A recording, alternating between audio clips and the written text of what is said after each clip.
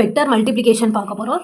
Vector மல்டிப்ளிகேஷனில் dot ப்ராடக்ட்டும் இருக்குது, cross ப்ராடக்ட்டும் இருக்குது. இப்போ நம்ம பொதுவாக மேட்ரிக்ஸில் பார்த்தோம்னா டாட்டும் கிராஸும் ஒன்று தான், எதனால நம்ம மல்டிப்ளை தான் பண்ணுவோம். ஆனால் இந்த வெக்டர் ஸ்கேலில் டாட் ப்ராடக்ட் வேறு, கிராஸ் ப்ராடக்ட் வேறு. அப்போ அது எப்படி? இப்போ ஏ வெக்டருக்கு ஒரு வெக்டர் கொடுத்துருக்காங்க, பி வெக்டருக்கு ஒரு வெக்டர் கொடுத்துருக்காங்க. இப்போ இதை நம்ம டாட் ப்ராடக்ட் பண்ண போகிறோம். டாட் ப்ராடக்ட்னா என்ன பண்ணுவோம்? டாட் போடுவோம், அப்படி தானே? டாட் ப்ராடக்ட்னா ஏ வெக்டரை போட்டாச்சு, டாட் பி வெக்டரை போட்டாச்சு. இப்போ என்ன செய்தோம்? ஐ காம்போனன்ட்ஸை பார்ப்போம். ஐ காம்போனன்ட்ஸில் இங்கே என்ன இருக்குது? 2 இருக்குது. இங்கே என்ன இருக்குது? 1. அப்போது 2 × 1 ப்ளஸ் அடுத்து என்ன இருக்குது? ஜே காம்போனன்ட் 3 இருக்குது, இன்ச்சு ஜே காம்போனன்ட் 1 இருக்குது. அப்போது 3 × 1. அப்புறம் பார்த்தீங்கன்னா இதில் மைனஸ் சிம்பிள் இருக்குது, -4. கே காம்போனன்ட்ஸில் என்ன இருக்கோ அதை நம்ம மல்டிப்ளை பண்ணுறோம். இப்போ நமக்கு டாட் ப்ராடக்ட்டில் என்ன வந்திருக்கு ஆன்சர்? ஏ டாட் பியில் 2 1s are 2, 3, 4. 2 3 5, 5 - 4 என்ன வரும்? 1. அப்போது ஏ டாட் பின்னா என்னது? நமக்கு 1.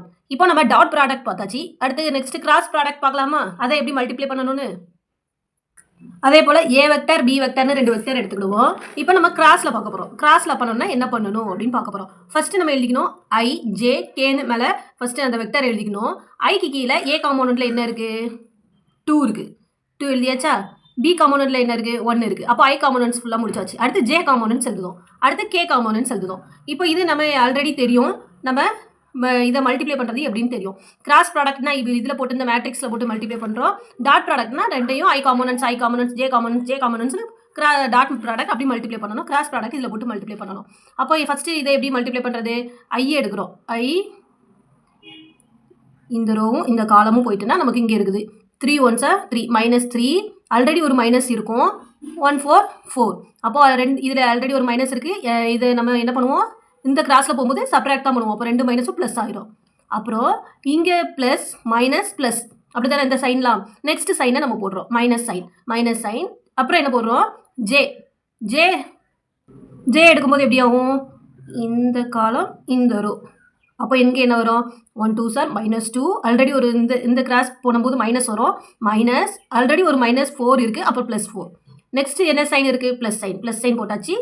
கே அதே போல் காலம் ரோ போட்டோம்னா இங்கே வரும், அப்படி தானே?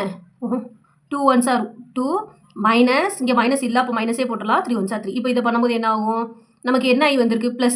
ப்ளஸில் தான் வந்திருக்கு, ப்ளஸ் ஐ. இங்கே என்ன வருது? +2. இங்கே ஒரு மைனஸ் இருக்குது, அப்போ -2j. இங்கே என்ன வருது? -2 -3 -1 -k. இதுதான் நம்ம ஆன்சர். அப்போது டாட் ப்ராடக்ட் வேறு, இங்கே கிராஸ் ப்ராடக்ட்னா இப்படி மல்டிப்ளை பண்ணணும். டாட் ப்ராடக்ட்னா நம்ம ஐ காம்போனன்ட்ஸ் நம்ம இப்படியே மல்டிப்ளை பண்ணலாம். அண்டர்ஸ்டாண்ட்?